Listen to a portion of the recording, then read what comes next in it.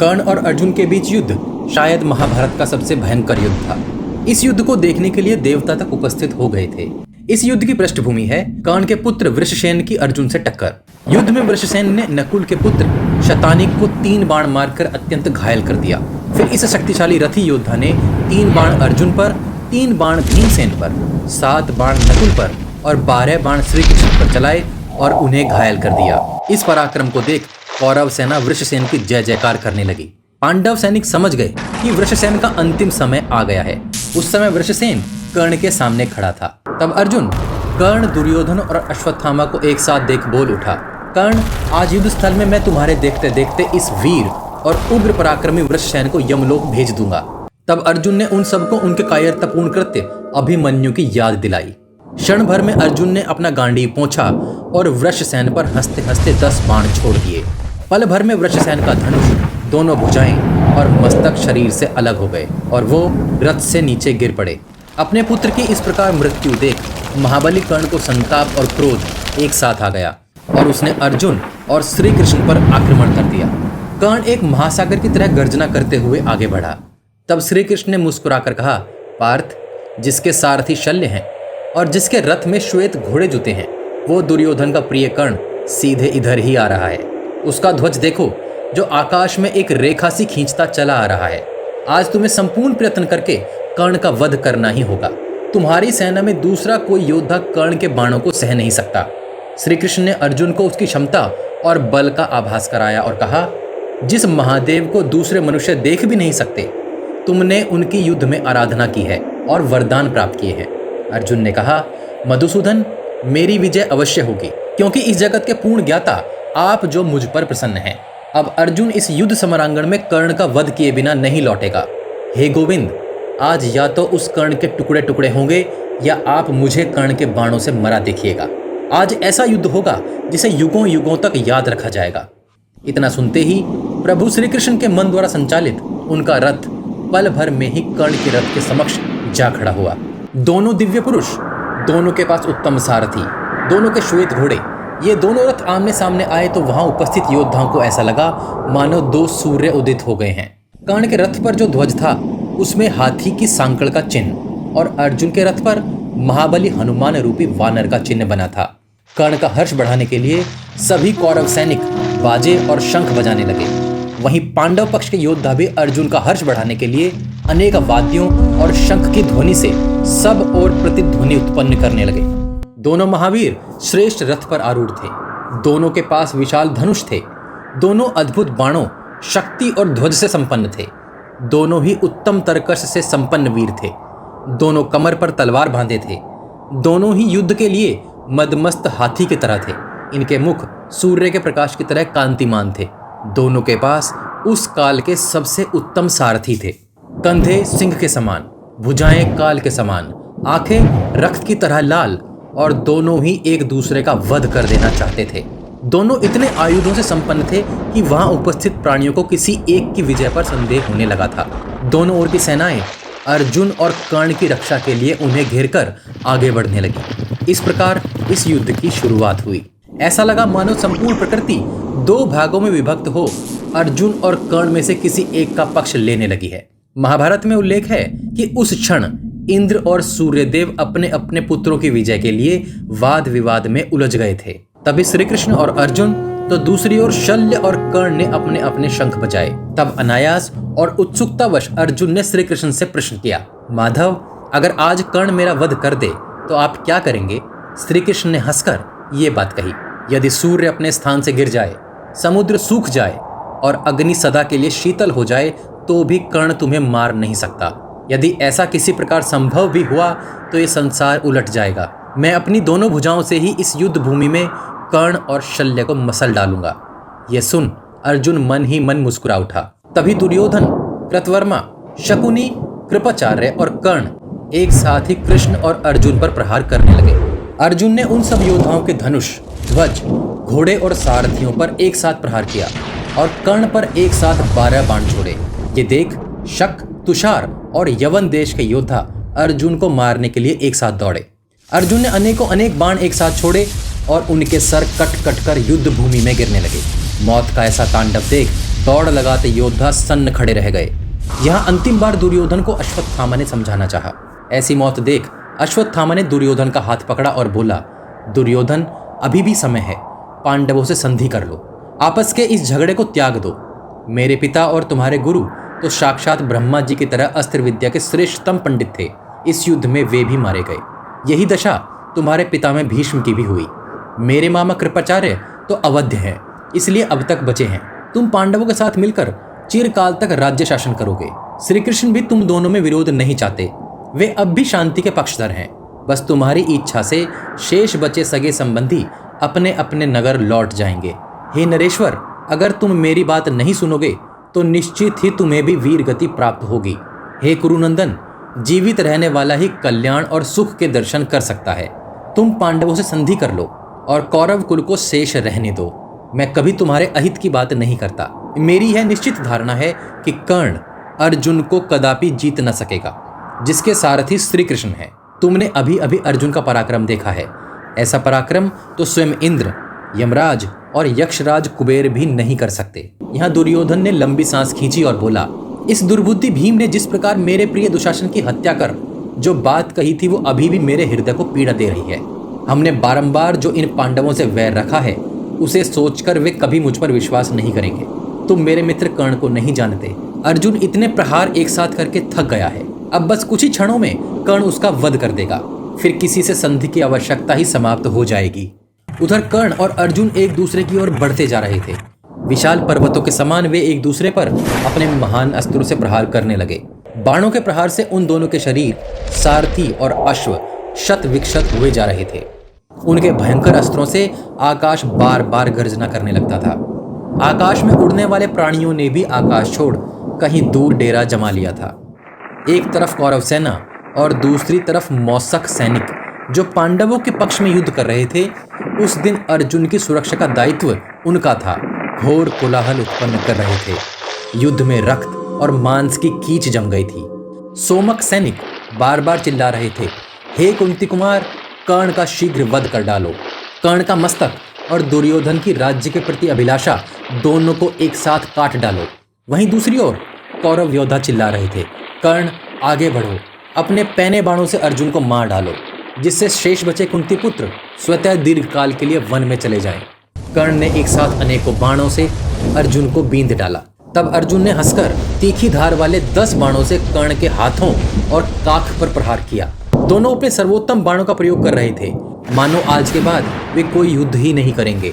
अर्जुन ने अपनी दोनों भुजाओं और गांडीव को पोंछकर नाराज, एक प्रकार का छोटा बाण, नालिक अत्यंत पतला बाण, वराह कर्ण चौड़ी नोक वाला बाण, शूर धारदार छुरे की तरह बाण, अंजलिक अर्धचंद्र नोक वाला बाण आदि बाणों का प्रयोग प्रारंभ किया। वे सब बाण कर्ण के रथ में घुसकर सब ओर बिखर जाते थे। अर्जुन भौहें तिरछी करके कटाक्ष पूर्वक कर्ण को देखते देखते जिन जिन बाण समूहों से कर्ण पर प्रहार करता था, कर्ण उन सबको शीघ्रता से नष्ट कर देते थे। साधारण किंतु अलग अलग प्रकार के बाणों वाला ऐसा युद्ध काफी समय तक चलता रहा। जब ऐसे बाणों का कोई अर्थ नहीं रह गया, तब अर्जुन ने अग्नि अस्त्र का भयंकर रूप में प्रयोग किया। उस अग्नि अस्त्र का प्रकोप बहुत अधिक था, जो आकाश तक पहुंचता सा प्रतीत होता था।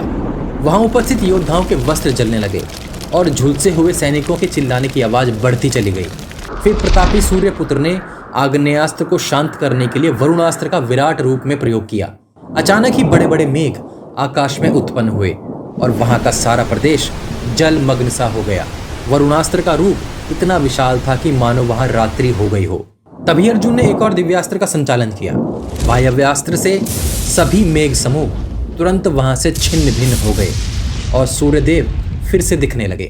तभी अर्जुन ने गांडीव और उसकी प्रत्यंचा को फिर से अभिमंत्रित किया और एक शक्तिशाली अस्त्र वज्रास्त्र को प्रकट किया।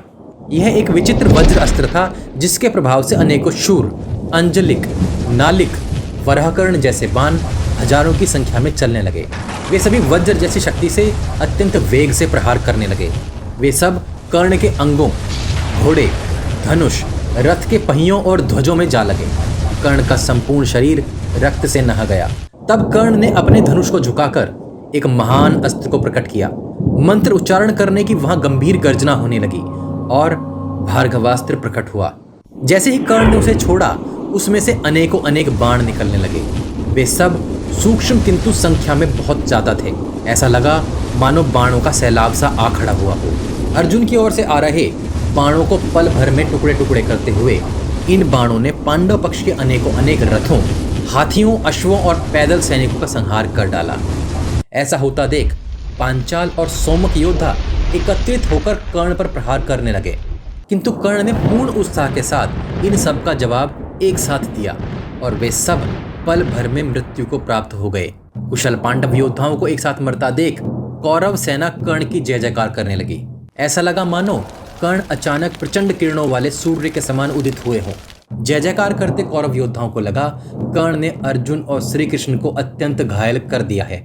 अर्जुन के वज्रास्त्र को इस प्रकार व्यर्थ हुआ देख भीमसेन अर्जुन के पास गए और हाथ मलते हुए बोले, हे अर्जुन, तुम्हें तो पूर्व काल में देवता भी नहीं जीत सकते थे। तुम साक्षात भगवान शंकर की भुजाओं से भी टक्कर ले चुके हो, तो इस सूत पुत्र कर्ण ने तुम्हें कैसे बींध डाला?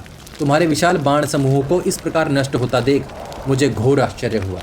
हे अर्जुन, कौरव सभा में हुए द्रौपदी के अपमान को तो याद करो।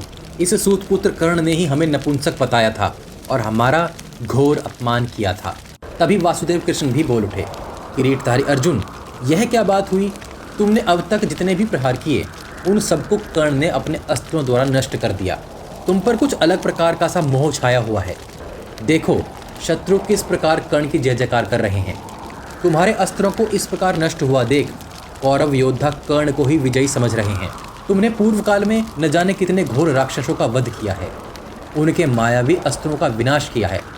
सावधान होकर अपने धैर्य को एकत्रित करो और आज बलपूर्वक शत्रु का मस्तक काट डालो। भीमसेन और श्री कृष्ण के ऐसे प्रेरणा देने वाले बोल सुनकर अर्जुन का मन संगठित होने लगा। अब अर्जुन ने ब्रह्मा जी को नमस्कार कर मन द्वारा संचालित ब्रह्मास्त्र के सूक्ष्म रूप को प्रकट किया। कर्ण पूर्णतया सावधान खड़ा था और उसने प्रकट होते ही उसे पहचान लिया और अपने अनेक बाण समूहों को एक साथ संचालित कर कर्ण ने उस सूक्ष्म ब्रह्मास्त्र को आकाश में ही नष्ट कर दिया। इसे देख भीमसेन पुनः क्रोध से भर गए और अर्जुन से क्रोध में बोले, तुम सबसे उत्तम एवं मन द्वारा संचालित होने वाले ब्रह्मास्त्र के ज्ञाता हो, किंतु उसका ये परिणाम देख मैं विचलित हो गया हूँ। तुम किसी दूसरे दिव्यास्त्र का प्रयोग करो। अर्जुन ने भार्गवास्त्र के ही एक अन्य रूप को प्रकट किया। उससे हजारों की संख्या में शूल, फरसे, चक्र, नाराज आदि अस्त्र शस्त्र प्रकट होकर शत्रु सेना पर प्रहार करने लगे। वे सब इतने भयंकर रूप में बरस रहे थे कि शत्रु सेना के मुख्य मुख्य योद्धाओं का संहार हो गया। किसी का सर कटा तो किसी के अंग भंग हो गए। दुर्योधन की अधिकतर सेना का इस अस्त्र ने विनाश कर दिया। ये देख कर्ण ने भी सहस्त्रों बाण समूहों से अर्जुन के इस अस्त्र पर प्रहार किया, जो भार्गवास्त्र जैसा ही अस्त्र था। कर्ण के अस्त्र अर्जुन के अस्त्रों को काटते हुए आगे बढ़े और अर्जुन को भी जा लगे। मौका मिलते ही इस भयंकर बलशाली कर्ण ने 3-3 बाणों से अर्जुन, श्री कृष्ण और भीम को घायल कर दिया। अर्जुन, श्री कृष्ण और भीम को इस प्रकार शत विक्षत देख सहन नहीं कर पाए और उन्होंने आवेश में 18 बाण निकाले। एक बाण से कर्ण की ध्वजा को बींधा, 4 बाणों से शल्य को और 3 बाणों से कर्ण को घायल कर दिया। बाकी 10 बाण कर्ण का सहयोग कर रहे सभापति नामक राजकुमार की ओर चलाए, जो उन्हें संभाल न सका और एक ही क्षण में उसका ध्वज, धनुष, सारथी, घोड़े और उसकी भुजाएं और मस्तक कटकर रथ से नीचे जा गिरे। इसके बाद अर्जुन ने पुनः 3, उसके बाद 8, फिर 2, फिर 4 और अंत में 10 बाण मारकर कर्ण को घायल कर दिया। जब तक कर्ण संभल पाते, अर्जुन ने भयंकर अस्त्रों से हजारों सैनिक, हाथियों और रथों का संहार शुरू कर दिया। कौरव सैनिक कर्ण को पुकारने लगे, कर्ण शीघ्र बाण छोड़ो, वरना ये पहले ही तुम्हारी पूरी सेना का अंत कर डालेगा। कर्ण तुरंत संभले और पूरी शक्ति लगाकर उत्तम बाणों से पांडव और पांचाल सेना का विनाश करने लगे। तब तक युद्ध में पहले घायल हो चुके युधिष्ठिर फिर से युद्ध मैदान में आ पहुंचे। उन्हें लौटा देख अर्जुन को अति हर्ष हुआ। ये युद्ध भयंकर से अति भयंकर होता जा रहा था। दोनों योद्धा सबसे उत्तम अस्त्र और बाणों का प्रयोग कर रहे थे। इसी बीच अर्जुन ने गांडीव की प्रत्यंचा इतनी जोर से खींच डाली कि वह गर्जना करती हुई टूट गई।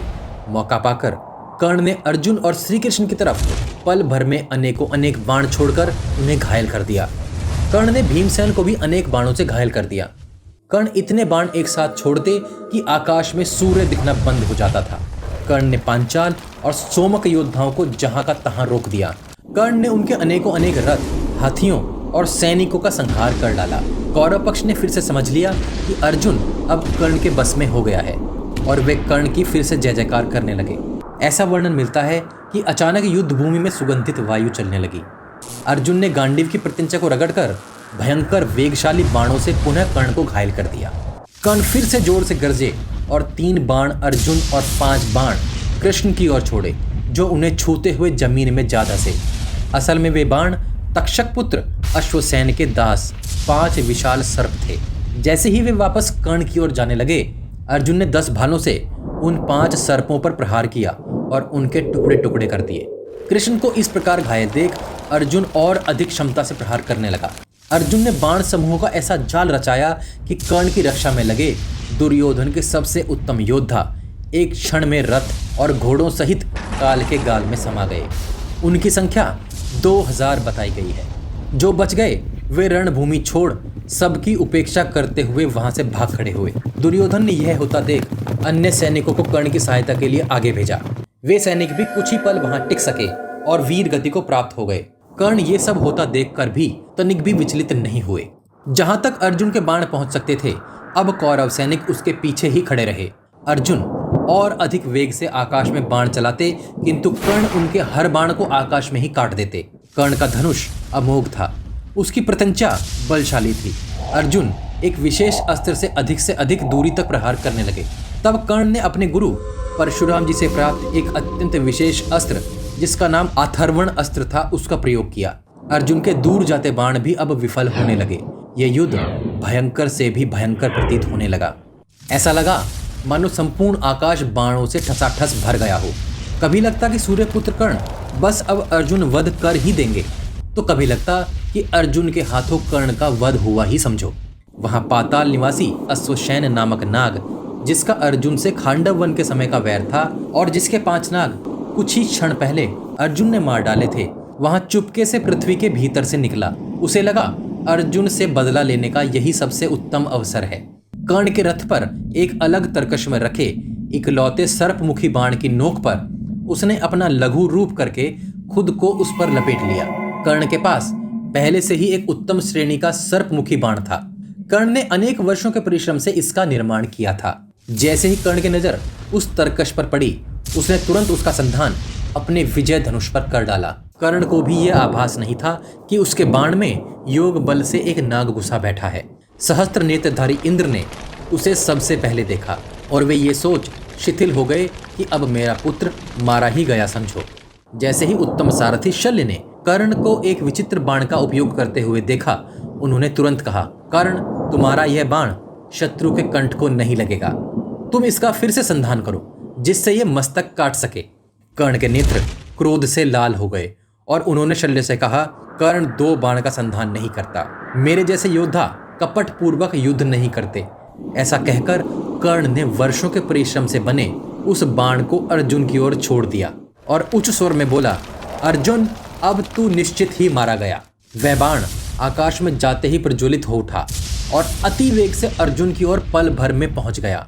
श्री कृष्ण ने युद्ध स्थल में एक विचित्र खेल सा किया और अपने मन द्वारा संचालित उत्तम रथ को तुरंत धरती में धसा दिया। साथ ही वे अद्भुत श्वेत अश्व, जो सदैव श्री कृष्ण के इशारे की प्रतीक्षा में रहते थे, तुरंत अपने घुटने टेक कर झुक गए। कर्ण द्वारा चलाया गया यह बाण सीधे अर्जुन के किरीट अर्थात मुकुट में जा लगा। अर्जुन को वह उत्तम किरीट देवराज इंद्र से प्राप्त हुआ था, जिसका निर्माण इंद्र ने स्वयं किया था।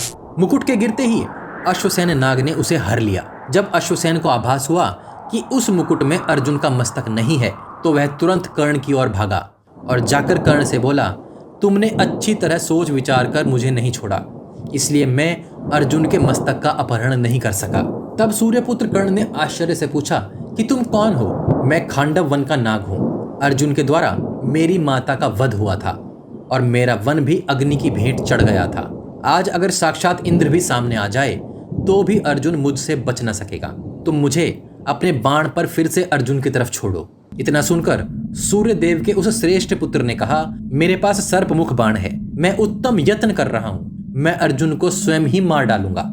आप यहाँ से सुखपूर्वक चले जाएं। अश्वसेन कर्ण के उन वचनों को सहन नहीं कर सका और अर्जुन को मारने के लिए युद्ध भूमि में दौड़ने लगा। अर्जुन को बड़ा आश्चर्य हुआ कि ये कौन दौड़ा आ रहा है। तब श्री कृष्ण ने अर्जुन को सारी बात बताई। अर्जुन ने अपनी ओर आते उस नाग को 6 बाणों से वहीं मौत के घाट उतार दिया। तुरंत ही दोनों महावीर फिर से एक दूसरे को घायल करने लगे। अर्जुन के एक नाराज बाण से कर्ण का कवच छिन्न भिन्न हो गया। कर्ण ने भी अर्जुन और श्री कृष्ण को अनेक बाण मारे।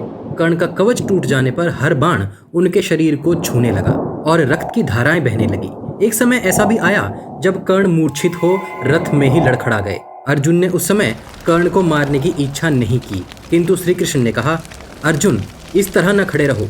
विद्वान पुरुष इस प्रकार शत्रु दमन के समय चुपचाप खड़े नहीं रहते। शत्रुओं को मारकर बुद्धिमान पुरुष धर्म और यश का भागी होता है। इसलिए सदा तुमसे शत्रुता रखने वाले इस अद्वितीय वीर को शीघ्रतापूर्वक मार डालो। श्री कृष्ण के वचनों को आज्ञा मानकर अर्जुन ने वत्सदंत अस्त्र, बछड़े के दांतों जैसी नोक वाला अस्त्र से कर्ण पर प्रहार किया और अनेक वत्सदंत कर्ण की छाती में जा घुसे। इसी बीच काल अदृश्य रूप में प्रकट होकर मानो बोल उठा हो, अब कर्ण के वध का समय आ पहुंचा है।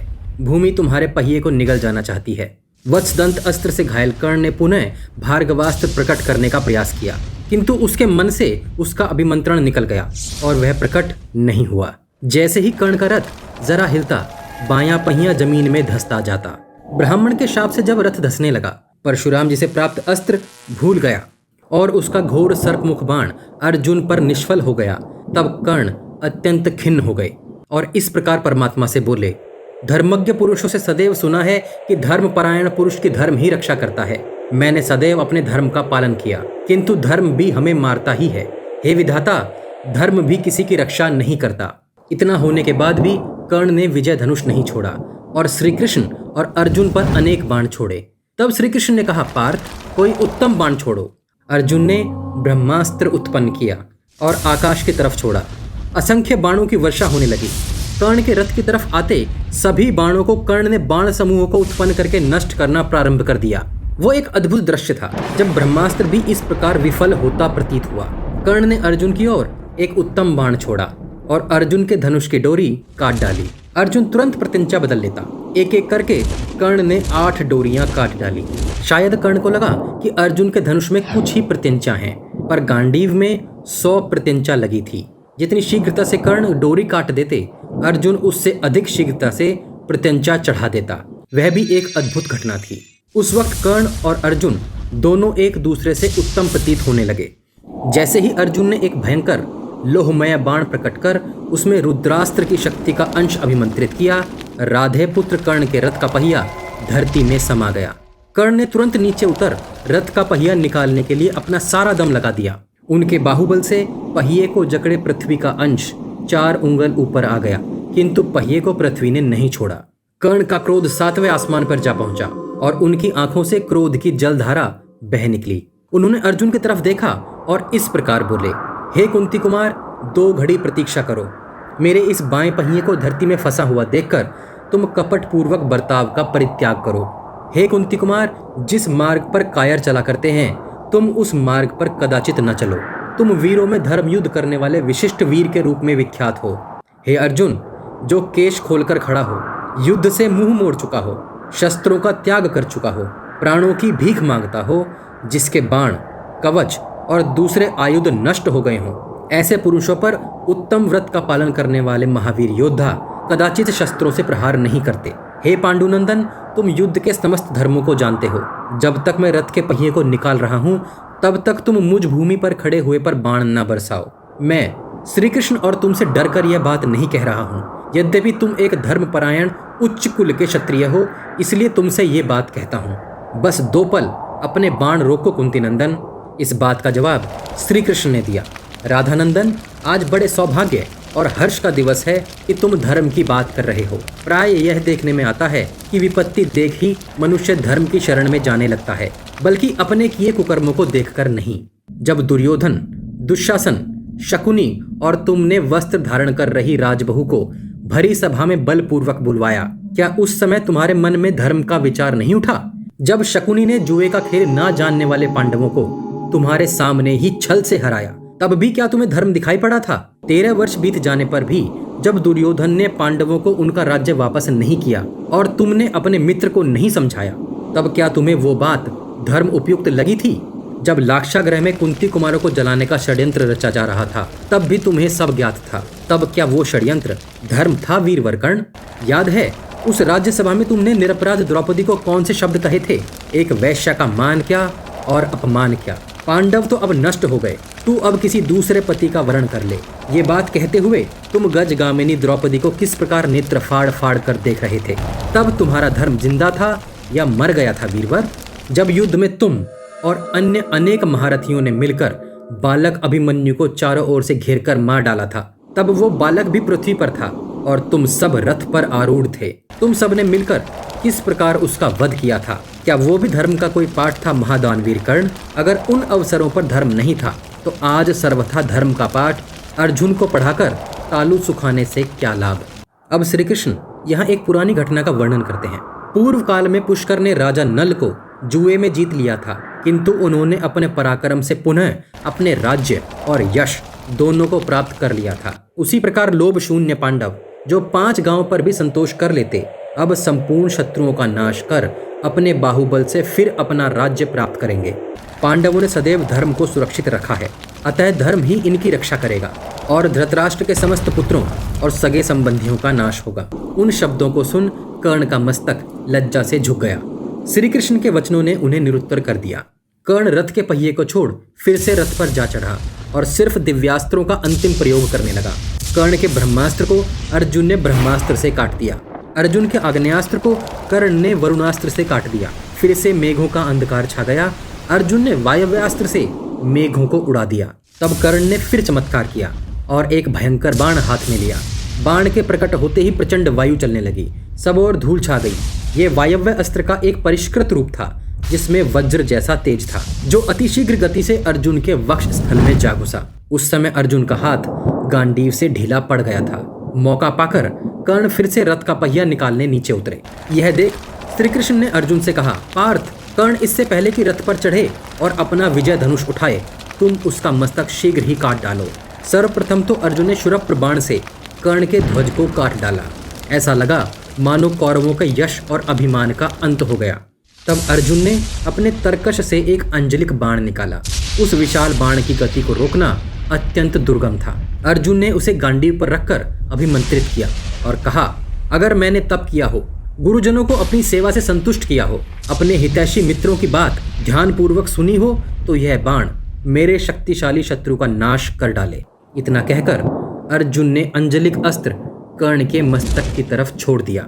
जिस प्रकार इंद्र ने अपने वज्र से वृकासुर का मस्तक काट लिया था, उसी प्रकार अर्जुन के इस बाण ने कर्ण का मस्तक उसके धड़ से अलग कर दिया। कर्ण का मस्तक भूमि पर जा गिरा और एक क्षण के बाद उनका शरीर भी धराशायी हो गया। एक महान योद्धा का आखिर अंत हो गया। कर्ण का जीवन महाभारत का एक अद्भुत भाग है। आपको अर्जुन और कर्ण का जीवन क्या सिखाता है, आप हमें कमेंट बॉक्स में कमेंट करके बता सकते हैं।